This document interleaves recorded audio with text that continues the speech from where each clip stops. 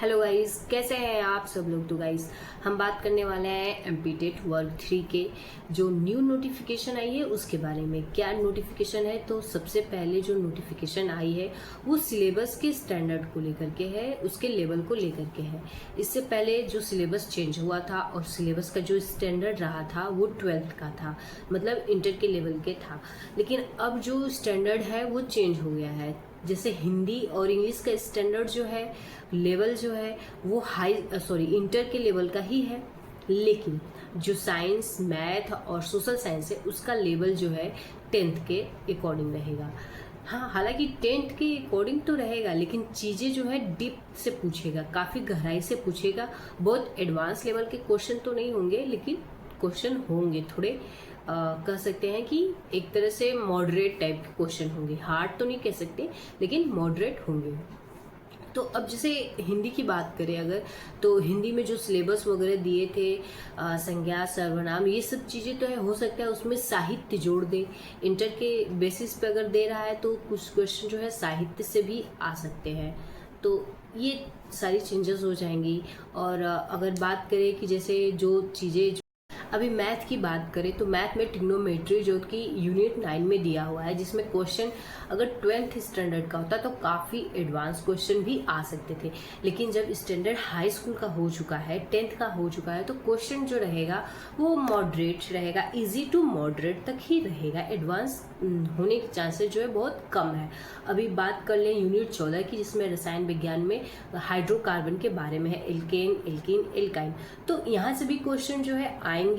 बहुत ज़्यादा advance level के तो नहीं रहेंगे, लेकिन डीप में रहेंगे।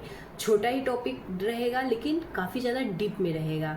हो सकता है कि फिजिक्स में कुछ क्वेश्चन जो है उसके न्यूमेरिकल दे दे, मतलब सॉल्व करने के लिए दे दे। अदिश राशि, सदिश राशि, ये सभी तो नॉर्मल है, इजी क्वेश्चंस हैं, लेकिन लेवल जो रहेगा वो मॉडरेट हो सकता है।